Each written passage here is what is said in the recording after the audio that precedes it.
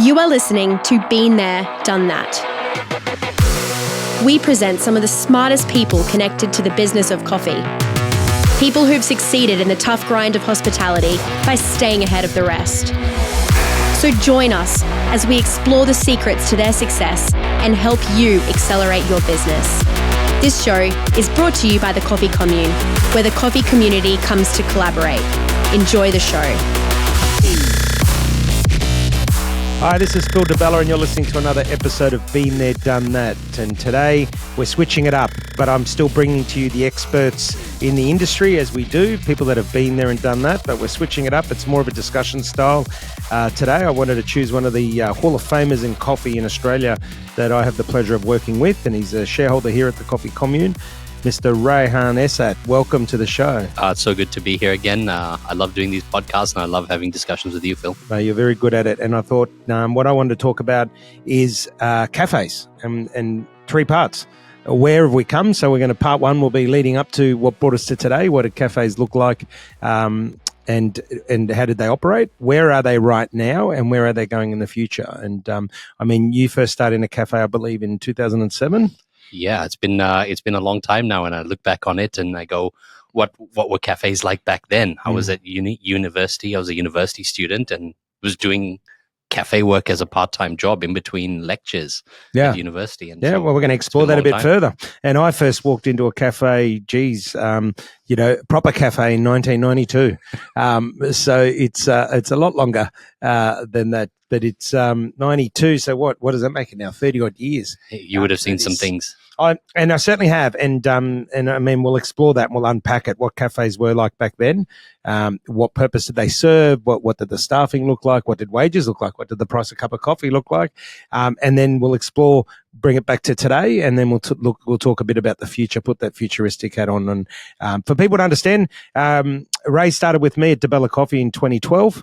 And obviously he'll tell us about himself in a minute, especially prior to that, but started 2012 working our retail team. And he now, fast forward to 2025, is the general manager of international coffee traders here at the Coffee Commune. And he's also a shareholder of the business because of the greatness of a person that he is, but the contribution that he makes. And the Coffee Commune, of course, is kicking some major goals with huge impact, and Ray's one of the leading driving forces of that. So, you won't find people that have got much more experience than Ray in this industry. And like I said, 2 years ago, he was awarded in Hall of Fame in coffee, which is an absolute honour and prestige to do. So we have certainly got somebody who's been there and done that in front of me. So Ray, tell us. Well, you deserve the words, my friend. People know that I don't mince my words, and I certainly don't talk bullshit. So you deserve the accolades, my friend. Tell us about what did 2007 look like pouring coffees at university? A bit about obviously the environment, the pricing, what did customers look like, all that sort of stuff, as much as you can remember. Well, first of all, I think coffee and cafe seems to be a barometer for everything in the world. It's like the McDonald's standard, that you look at McDonald's around the world and you see how they're performing, and you use that to measure other things like what customers prefer and how they react to things and how sensitive they are to price. And I think cafes is a really good barometer of that as well. But back in 2007, I remember we were outside the main lecture hall at QUT, 500-seat lecture hall, and that was my first cafe job. We would get smashed every hour, on the hour, whenever a lecture finished. It was brutal because we would just get mobbed, and we had to deliver coffee fast to university students that needed caffeine to get to their next lecture. Yeah. So we were working off 800 cups, 900 cups a day. That's a lot of coffee. It was massive, and it was all big takeaway cups. So it was 16 ounces. 16 ounce buckets. 16 ounces was by far the most popular coffee because it had to last through a whole lecture. Yeah. Right? Uni student picked that up, and they had to last through a lecture or two. It had to get them through the day. It was all about caffeine delivery more than anything else. And the pricing? What sort of price? I remember an espresso was $2.80. Okay. That was for a short black espresso. Yes. Funny enough, on the menu, we had short black, $2.80, espresso, $2.90. It's exactly the same product, right? It's the same thing, but somehow on the menu we'd had people ordering short blacks and some people ordering espressos. Similarly, it's the whole flat white and latte analogy. So 16-ounce milk would have been what, about $3.90, $4? It was about $4 to $4.50 at the time. And that's going back to 2007, right? And that was 2007. So what's the price increase been since then? It's very minimal, right? If you think about it, 16 ounce today might be what, $8.50, $8 or $9. Yeah, it's so doubled, but double. I guarantee you costs have more than doubled. Well, wages itself, I think 2007 wages was something like $7 or $8 an hour. I was getting paid about $8.50 an hour. Yeah. So if you put it, it's all right. Wages then have gone about three and a half times, but the price of coffee's only gone double. Yeah, barista would be getting paid close to $30 an hour, right? Yeah. Well, now they're more than that, right? They're over $30 an hour. So, and some think they're geniuses and want $40 an hour. But here's a question for you. So why do you think prices haven't moved as much as costs, and why hasn't it been passed on? Yeah, it's a good question. Look, and I'll answer it this way. I started at Cosmopolitan Coffee in 1993. There we go. That was Brisbane's first coffee roastery that was a cafe. It was busy at the time. To give you an idea, we were doing about 8 to 10,000 cups of coffee a week out of that venue. Coffee back then in 93 was $1.40 for a flat white or a cappuccino, $1.40 a cup. Wages were about $5, $6 an hour. And cafes were making about 35% profit. So to get back to the question, they were making about 35% profit. Now park that and keep that in the back of your mind as listeners, because when we talk about what they're making today, you'll be appalled. But about 35% profit, and GST came in. I remember a few years later, GST came in, and cafes were so profitable that 90% of cafes didn't raise their prices by 10%. They said, no, we're not going to pass on the GST to the customer because, we're doing well. Cafes are doing well. People are making money and we'll just absorb the 10%. So the short answer is there's been profit creep. So over the years, people have not put their prices up of their cup of coffee in line with the expenses going up because it was so profitable. But what's happened if you fast forward to today so that, listeners can understand the difference, you've gone from 35% profit to now to about 5% profit, and the exceptional operators might make 10% profit, and that explains it. I mean, because, data doesn't lie, and everything we're talking about is not opinions, of course. We've been there, we've done that. Cup of coffee used to be, for me, in 93 was $1.40. In 2007 was $2.80. Fast forward to now for a standard coffee, it's for an espresso is about $4.50, $4.80. It's doubled in price, but the wages have 3 times or 3.5 times. Electricity is like 5 times what it used to be. Everything's gone up, and over the years, the owners have just kept absorbing, and now it's interesting on 2 points. The comment you made about McDonald's, right? And if you use that analogy back say 20 years ago, McDonald's was a $5 transaction. $5, you got a burger, chips, and a large drink, and you got it in 5 minutes. And you got it in 30 seconds or whatever it was. Yeah. Whereas now it's $15 to get a burger, a chips, and a drink, and you're probably waiting 10 minutes for it. So it just goes to show that in a world of more resources, more technology, and all the rest of it, more efficiencies, we've actually got more expensive. So we've actually gone backwards. If you think we haven't evolved, things are not quicker, they're not cheaper. Yet we've got more resources. But if we go back to your days, right? Tell me, what did the food products look like? What accompanied the cup of coffee? Look, it was definitely grab and go. Being a university location, most popular item on the menu was the blueberry muffin. Yeah. And we had probably a chocolate chip muffin next to it and a raspberry muffin, some danishes, some sandwiches. Ham and cheese toasted? No, we didn't. It was all cold, ready Fresh? to go. Nothing toasted, nothing cooked, nothing hot. Okay. But there were other locations for that. The location that we had to be fast. Yeah. So even waiting for something to cook and be toasted was too much of a wait. Yeah. So it was all pre-packed sandwiches. Second most popular item on the menu was the egg and lettuce sandwich. Yeah. It's amazing. And I mean, if you look at fast forward, $4.50, I remember it was $4.50. That was expensive. Yeah. Well, some things are crazy, right? Like some things are expensive. Like if you think about eggs, milk, they haven't gone up much. Yeah. If you think of a liter of milk, a liter of milk is still around $1.50, depending on what, high quality milk's $1.50 a liter. An average quality liter of milk is about $1.20. This is just standard full cream milks, right? Back then they were still around 80 cents a liter. Milk has not gone up. Eggs haven't gone up a lot. And that's why, relative back then to now, when we talk pricing, food products have not gone up a lot in price. I remember a croissant used to be $3, $3.50 a croissant. Now they're $6.50 a croissant. But I'm talking 30 years ago, it was $3 a croissant. So if we look at the comparable, it's interesting for the listeners to understand, especially those that weren't born in the 90s, to understand what cafes were and what they looked like and where they've come to. Can I ask a provocative question here? Yeah. So arguably the reason why a lot of these food products haven't gone up is because the supply chain has been squeezed to keep things at the same price or cheaper. Arguably, has quality dropped because of that? Yeah, well, I'd say quality in two senses, right? I don't think the quality of the food has dropped, but the quality of service has dropped, because something's got to give. And something that I talk about is the magic triangle. And if you visualize this as a listener, and you've got a triangle and you've got three apexes, you've got speed, you've got price on another apex, and you've got quality on another apex. It's impossible to have all three. You cannot produce a product that is quick, that is cheap, and that is high quality. It's not possible. You only choose two. You can only choose two. And that's an important takeaway for the listeners to go, right, well, and that goes for anything. That goes for any product business and any service business, right? Yeah. Your quality of you can't have the quickest turnaround time, even if you're a lawyer.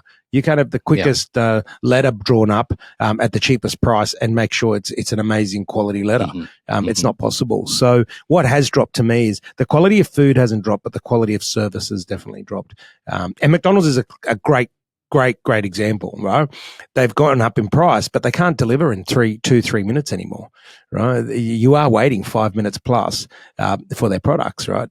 Because you can't have a well-priced product, have it served quickly and have high quality. It's just not possible, But in saying that, what has also happened is I believe we've got, there's a lot more competition, right? So if you fast forward now, there's 26,000 cafes in Australia, like 26,000 cafes.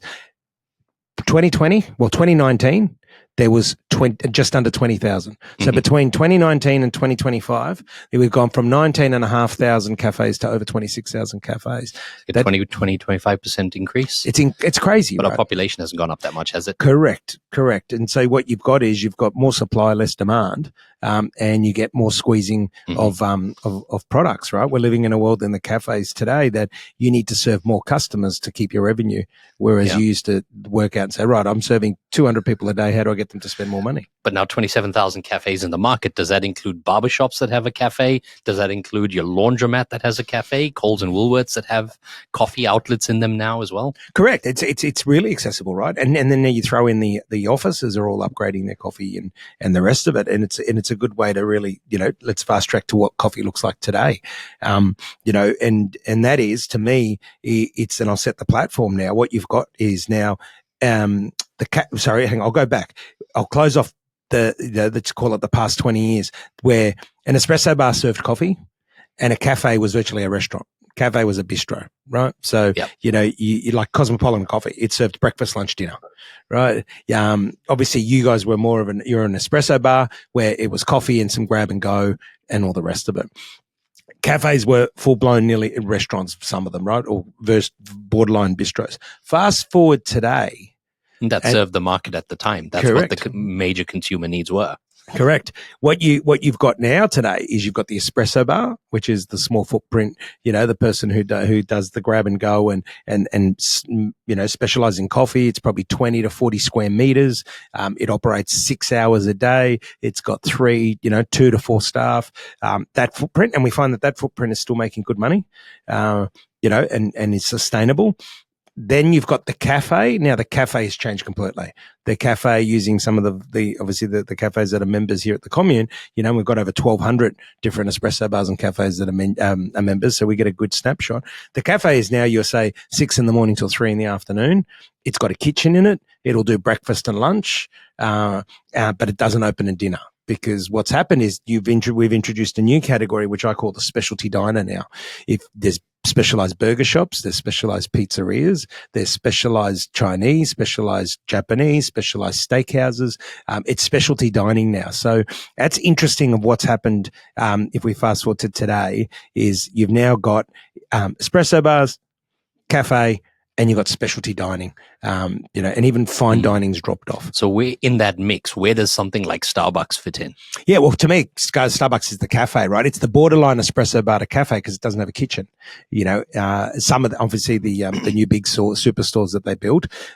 Even they're diversifying their model a little bit and tweaking, and they've got 3 or 4 different versions that they can roll out on. Correct, and but Starbucks would sit somewhere between that espresso bar and cafe. But it's interesting how it's changed. But what doesn't change is, it's all about your price. It's all about your product. It's all about the way you promote it. It's the 4 Ps of marketing, and it's all about your position where you are. You're in the CBD. 20 years ago, CBD cafes were worth a mint. They were hustling. They were bustling. They would operate, 8 hours a day, maximum 10 hours a day. They would make the bulk of their money, in 70% of the day. They were open Monday to Friday. They got to have weekends off. They didn't work night times, and they were worth a lot of money. If you had a great CBD cafe anywhere in Australia, you were making 30% profit. You were making your money in 5 days, and you got the weekends off, which was a luxury in hospitality. You fast forward to 2025, all this work from home and post-COVID, the CBD cafes are they're diminishing, right? They're now virtually just espresso bars because they can't afford the bigger footprint. They open at 6 a.m, close at say 1 or 3 o'clock in the afternoon. They've got less staff.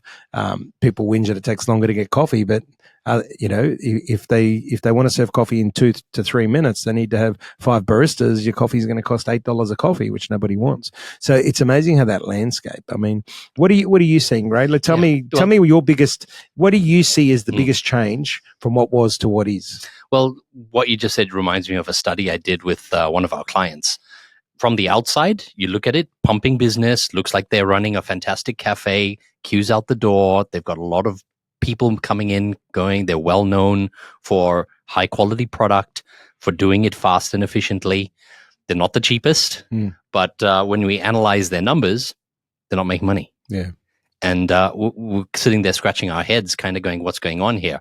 And it takes me back to when you said cafes used to make 35% profit. When we analyze just their coffee product, they're serving 3 sizes, a 6 ounce, a 12 ounce, and a 16 ounce coffee. Mm-hmm.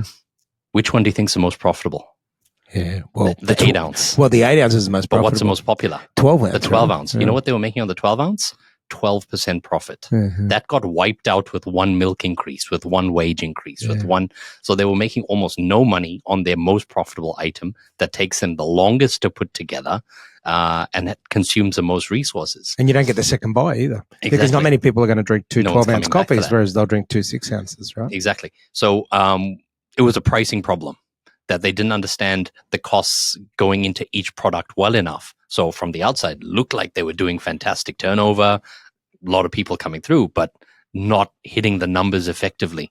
So slight reprice, keep the 6 ounce the same price. They didn't have to move that. That was profitable, but they had to move the most expensive item, turn it into a more high ticket item, and then that helped average out the profitability, and then they're back into making a bit more money. You make a good point, and for the listeners to understand, and we'll give you a bit of a model. I mean, if you're running a cafe, then this is a good format for you to use.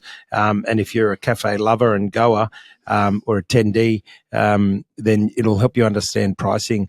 What used to be the model was, it used to be 30% wages. It was 10% GST. That hasn't changed, right? 20% cost of goods. You had 10% was rent, and the rest was profit. Now, people go, where was gas and electricity in there? Well, you normally could roll your gas and electricity into your rent, right? It was something that you just paid, whereas now it's something you need to budget. So if you work that out, right, you got 40, you got 60, you got 70, there's your 30% profit. That was 20 years ago. Fast forward now, and this is the shocking one, 45% wages, 10% GST hasn't changed, 25% roughly COGS hasn't gone up a lot, right? 7% rent, it's actually probably come down. But now if you join rent and electricity and utilities, you're looking at around 12 to 13% altogether. Yeah. And so if you add that up, you've now got 92%. And I'll just let that sink in. That's 8% profit. That's it. Now 8% on a $5 item You can't live off that. How many do you have to sell to make a living? So when you're sitting in those cafes and you see a place that's busy, and this goes for restaurants as well, and the biggest barometer, the biggest way, and come back to that triangle of speed, quality, and pricing, the biggest change has been in the wages. 30% used to be the average wage of turnover. It's now 45%, 15% more. So of course, if the operator wants to make more than 8% profit, the only way they're going to be able to do that is, well, there's two ways to do it. Increase your revenue, which is hard when disposable income is low. Yeah. And I'll get to that in a minute because that's a real game changer in 2025 and will be for the next couple of years, is squeeze the wages. And we had that ourselves here at the Coffee Commune where, we're charging $4.90 for a coffee. And we can afford to be cheaper because we own the buildings and we're a factory and all the rest of it, right? And the cafe is not how we make our money. It's just more of a service item. But the customer said, I've been waiting 7 minutes for my coffee. And I said, okay, I understand that. But, there's 25 people waiting for a coffee. And so 7 minutes is pretty reasonable when it's $4.90 a coffee. And it was a very amicable conversation. And the customer said, can you explain that to me? I said, well, the wages in that cup of coffee is 45%. So if you want your coffee in, say, 3 to 5 minutes, I can do that, but I've got to put another barista on. Another barista is going to cost me $30 an hour plus. So we're now looking at charging 50 cents more for a cup of coffee. Would you rather pay $4.90 and wait 7 minutes, or would you rather, and this is a genuine question, as I said, amicable conversation, or would you rather pay $5.50 and get your coffee under 5 minutes? And he said, you know what? Thank you. I just want to say, thank you for educating me because I had no idea. And this person works at Queensland Rail. And as I said, it was an amicable conversation where I just explained that, something's got to give. If you want it quick, but you want the same quality, and you want it cheaper, then I've got to put the price up. You can't get cheaper, quick and high quality. And I'm certainly not going to drop the quality when we're, a first class manufacturing, facility. So it's important for listeners to really understand where the biggest changes happen for cafes is that wages bill. And as I said, remember this, nobody wants to pay good staff less money. I've said this for 23 years I've owned businesses for. I want to pay my team the best money possible. And as you know, Ray, you've been with me a long time. What's my motto? The more money you make the business, the more money you get paid, because that means the more money that comes in the door is the more money I can afford. So if I make $1,000 and I work off, say, 40% wages, I can only pay you $400. If you bring in $10,000, I can pay you $4,000. If you bring in $100,000, I can pay $40,000. And you start to see. So my motto has always been: the more money you bring in for the business in terms of revenue, then the more money the business can pay you. Otherwise, you can't break those percentages. And we see a lot of people go broke in the cafes. Last year, 1 in 10. 2024, 1 in 10 cafes closed their doors, and a lot of them did not understand their numbers. And you see that a lot because you deal with a lot of roasteries and cafes out there. So would you agree with that about the numbers? Yeah, 100%. And, the argument might be, okay, someone might say you have to automate part of that process to either increase the speed or to reduce the costs. Mm-hmm. What's your opinion on automation? Oh, look, I think there's a place for automation, and I want your opinion on this. Well, I'll throw back to you in a minute because you're dealing at the coal front. You're dealing with over 100 roasters that are part of the commune. You're on the road a lot more than I am. So you get, I'd love to get your insights. But I said this at our expo recently. I said, when we were demonstrating the new K machine, it's phenomenal. It makes phenomenal coffee, and there's a place for it. And I'll tell you where the place for it is you got to know your numbers. Our number one selling coffee here, is a 12-ounce takeaway latte, right? Our second is a 12-ounce cappuccino, full cream, right? So for us, there is a home for automation, and we've put one on the back to keep our prices down. Instead of adding, 80 cents to a cup of coffee for a 12-ounce, we've been able to keep our price the way it is, but we've been able to put the automation machine in that makes the coffee no different. We've done all the blind testing between a barista and the machine, and it makes it no different, except obviously it doesn't pour latte out, but you put a lid on it. And the customers are happy because we didn't have to put our price up 80 cents. So, answering that question long-winded, there is a place for automation. And it's not just automated coffee machines. There's also puck presses. There's auto grinders. But there is, for me, if you're an espresso bar and you're a cafe, you need to have baristas and you need to have traditional machinery. It's no different to chef. a barista is a craft. It's an art. But instead of having 3 baristas, you have 2. Instead of 2, you have 1. But you should always have at least one barista with one traditional coffee espresso machine with a professional pouring coffees, no different to a chef in a kitchen. You can have automated fryers and you can have automated blenders and, all these fancy thermomixes and all the rest of it, but you still want the artistry of a chef. You still want the knowledge and the connoisseur, that comes with being a chef, and same with the barista. Yeah, I think if I make an analogy of restaurants or burgers, I think a cafe needs to know where they sit in the market. Who is their audience, and what are they really leaning into? Are they a convenience-based cafe, or are they a meeting place, or are they an experience center? So if you go to McDonald's and a robot made your burger, you wouldn't think twice about it. You'd be perfectly happy to, pay $4 or $5 or whatever it is for a burger that's made by a robot. But if you go to Walter's Steakhouse, one of the best restaurants in Brisbane, and a robot made your steak, you'd feel let down paying $75 for a steak. Correct. So it's part of the experience of knowing where to implement it in what scenario and how that affects your brand and your position in the market. When it comes to cafes, I feel like automation needs to free up the baristas to deliver better experience. Yeah. I don't think it should replace staff. Agreed. If it replaces staff, then you may as well go to 7-Eleven and get your coffee. So I think the staff need to understand that as well. I've always been in the position where if we hire cafe staff, we're hiring customer service representatives. Part of their duties are making coffee, preparing food, and talking to customers. But customer service is the position. Yeah. And I see that as the future.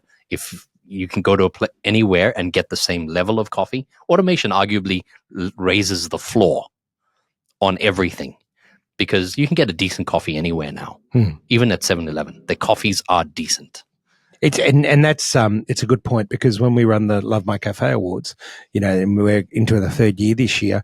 If you look at last year's data, where there was over 77,000 votes, and every time somebody votes, for their favorite cafe, they have to say why. And there were 6 different regions, and there was a winner in each region. And of course, everybody got celebrated in those regions, and everybody got given the reasons why they were voted for and the rest of it. But the ones that were in the finalists for each 6, so there was 3 finalists in each group, so 18 finalists. The number one reason that people went to that cafe was community. It wasn't about the coffee. It wasn't about, the products. It was all about the service and the engagement, the emotional engagement. So you raise a good point, on what, and to me, on a flip side, on a negative side, what's changed in the last 20 years in cafes is that community banter. I remember serving coffees, as an 18-year-old, 19-year-old boy at Cosmopolitan Coffee, and having a banter with the customers, you're talking about stuff. It was the regulars every day. The next door used to be the Commonwealth Bank, Optus. Across the road was the City Council water guys. They would come in and we'd have a banter, and we'd know, are the croissants fresh? No, we pulled the ones out from last week because we knew you were coming. Like it was that community spirit. Hey, how's Johnny going at soccer? And how'd you go on the weekend? When are you going to propose to your girlfriend? You've been with her for 20 years. Like it was just this real community-based interest, But in saying that, something we didn't touch on. When I was pouring coffees, Ray, it was full cream, skim, and soy. And soy was a luxury. Fast forward to 2004, I'll never forget, Zimmel introduced, because we owned a View Lounge at New Farm, and that was the first cafe in Queensland to actually have lactose-free milk. Parmalat gave it to us to trial, and that was Zimmel, and that was 2004. You fast forward now to 2025. I walked behind the machine this morning. I nearly had heart palpitation because every order had a different milk. A soy milk, an almond milk, a bloody, coconut milk. There's that many milks now. If we stand still long enough, they're going to milk us soon. I mean, it's crazy. And that adds to the cost, that adds to the time, that adds to the space to carry the product, that adds to the bookkeeping. It's add. So if you think about it. And it's inventory that the cafe has to hold. That's right. And customers are getting more for less. Yeah. Because it's all relative. It's down from the inventory. They've got to order it. Somebody's got to order it. Somebody's got to store it. Somebody's got to pay for it. It just, the list goes on and on and on. And that's one of the things that has really changed. So customers, I think cafes have really evolved in their offering. Coffee has evolved. It used to be, 2% was really, really good. 30% was okay. And the rest was dishwater, right? Yep. If you fast forward now, you've probably got about 20% is excellent, 20% is excellent, 70% is good, and 10% is garbage. Right? There's not much garbage anymore. So, automation has helped a lot in certain areas, your consistency with your dosing grinders and your puck presses and obviously your volumetric drops on your machines and that. But on the other side, and I heard this comment the other day, Ray, and I want your input into this, again, dealing with a lot of experts in the industry that you do, it's dumbified the new age barista. The new age barista doesn't know as much about coffee as an older barista, because the older barista was taught old school, like myself. I was taught all about volume, pressure, temperature. You talk to a barista today about volume, temperature, and pressure, and they look at you like, what are you talking about? They talk more 20 grams in and 30 grams out, and it's like this. It's like another world. What's your take on it? Well, how much does it matter? It matters if the cafe is a coffee experience type venue. If you're going to a convenience cafe where it's more important to be fast, quick, and just to get your product and go, then that matters less. So I think the differentiation needs to maybe be more distinct amongst cafes, and that might be something that's more a future-based discussion, where as we proceed into the future, cafes are going to get more differentiated into their segments, and you'll find professional baristas are going to seek out the cafes that align with what they're looking for, and you'll find more automation appearing in the convenience type cafes. But 100% I agree with you that the skills in the barista craft seem to be declining. There are some amazing baristas out there with some amazing cafes. I don't want to throw shade at them. They're doing a phenomenal job, but the gap is widening. And there's a place for them too. So a good segue into the future. What does the future of a cafe look like to you in, say, let's talk Olympics. 2032, what does the cafe scene look like in Australia to you? Yeah, I think there's just going to be a very wide gulf between hyper convenience and experience, and almost nothing in between.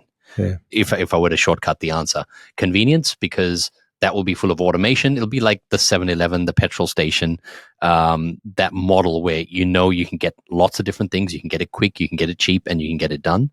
And the model will. I think the US has a couple of chains that are doing very well with this model, like Blank Street. Hyper convenience, low staff, very quick, very high quality product. But then you have the other end of the spectrum, very focused on experience. Service is going to be a big part of that. Professional staff is going to be a big part of that. But I think also, let me take another example. Noma, the best restaurant in the world in Norway.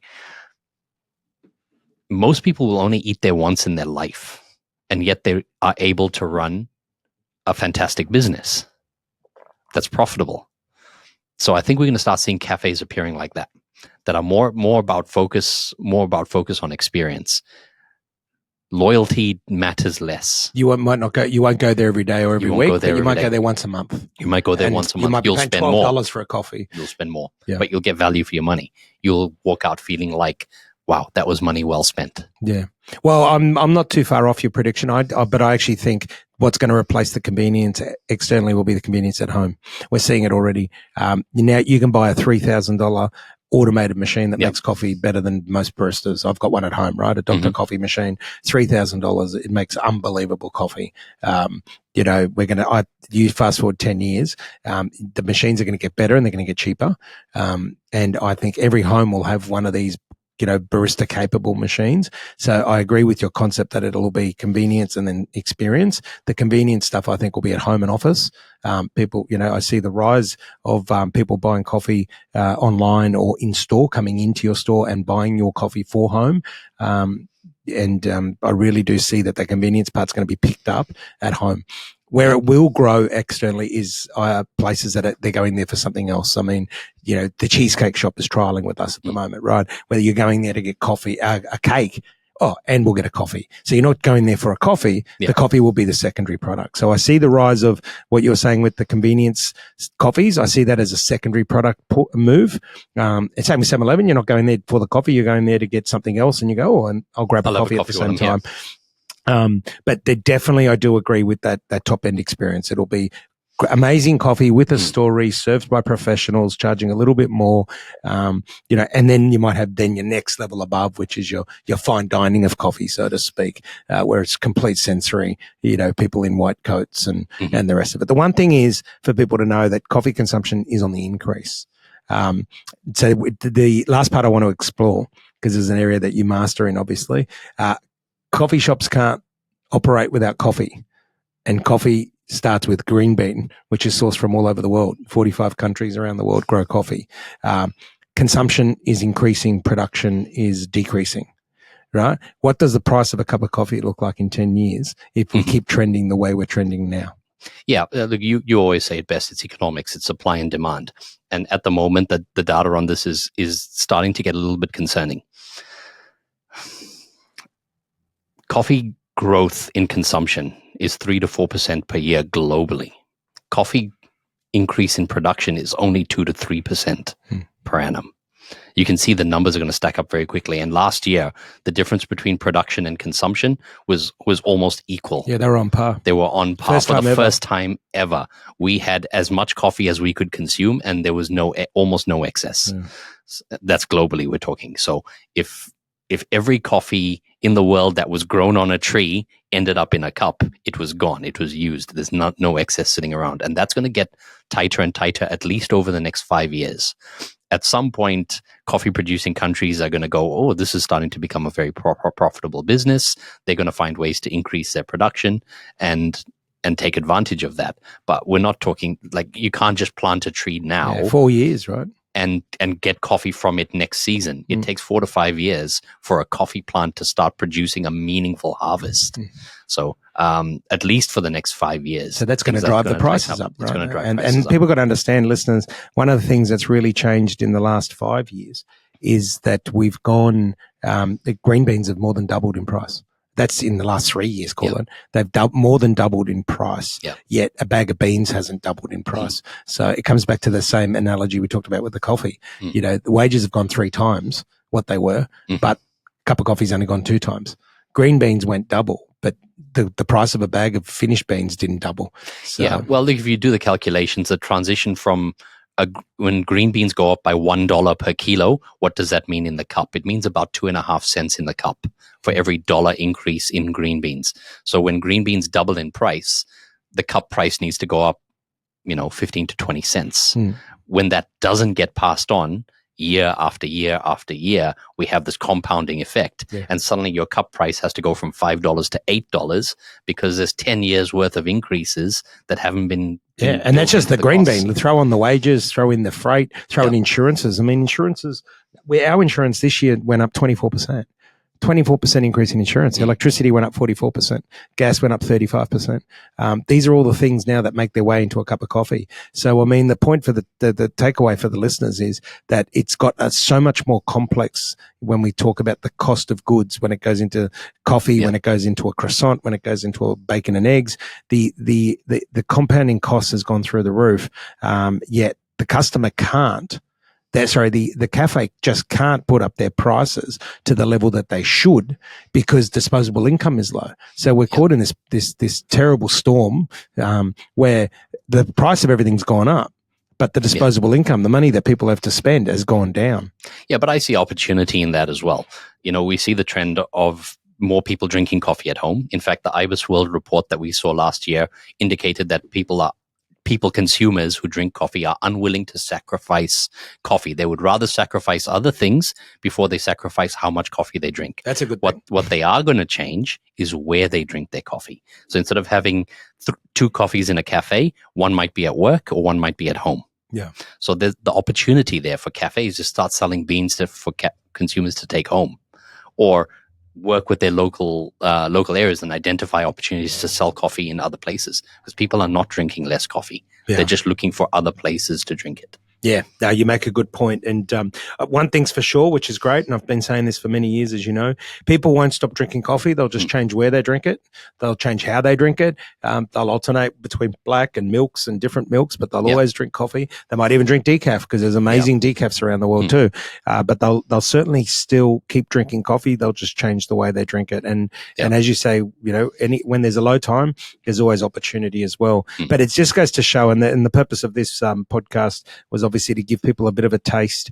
A lot of people that listen to this wouldn't have been born, in the 80s and 90s and understand, Brisbane didn't get its first, here we go, here's some fun facts. Brisbane didn't get its first alfresco dining till 88, Expo 88. And that was Café Mondial in the city and La Dolce Vita at Park Road, Milton. They were the first two cafes under Lord Mayor Jim Sawley to be granted outdoor dining permits. So if you think 88, we're not a long time, cafe scene. In France, they've been drinking coffee on the sidewalk since probably the 40s and 50s. Yeah, well, probably, but definitely the 1940s and 50s. I've seen pictures of sidewalk cafes in France and even in Milan and Italy.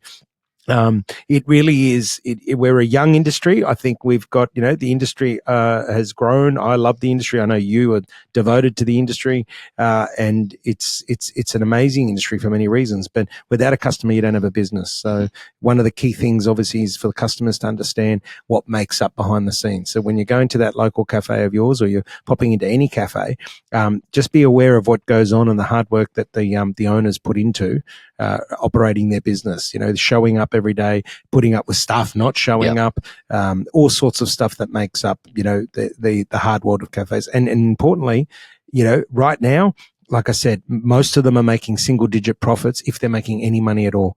Some of them are just making a wage because they have to work in their business. So let's be conscious. Let's celebrate it. It's one of the reasons we do the Love My Cafe Awards, to obviously get the locals to celebrate their cafes. Keep an eye out for that coming up later this year. We always launch it around October. That gives you a chance as coffee goers and coffee lovers to celebrate your favorite cafe. Tell them why you love going there.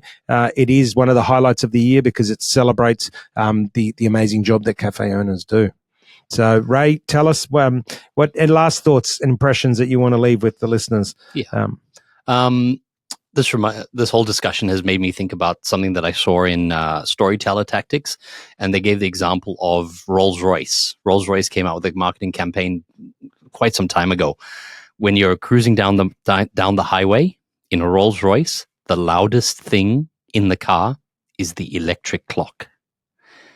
And that was their marketing campaign. That was their showpiece. That was to demonstrate their technical ability, that as great as the car is, as quiet as it is, the electric clock makes the most noise. And that was their innovation. That was their one thing.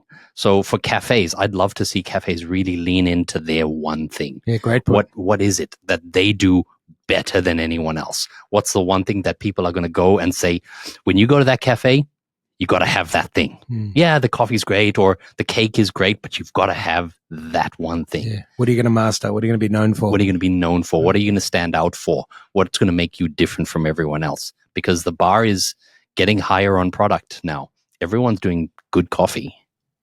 Everyone's doing good cakes. Everyone's doing good sandwiches. What's going to make you different? Love it. On that note, Ray, thank you. Always a pleasure.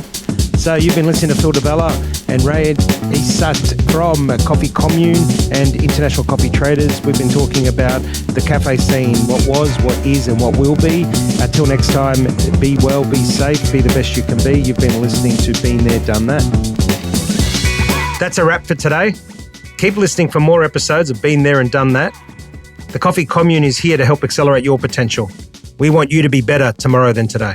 Until next time, you've been listening to Phil DeBella. I'm the founder and managing director of the Coffee Commune, a place where the coffee community comes to collaborate.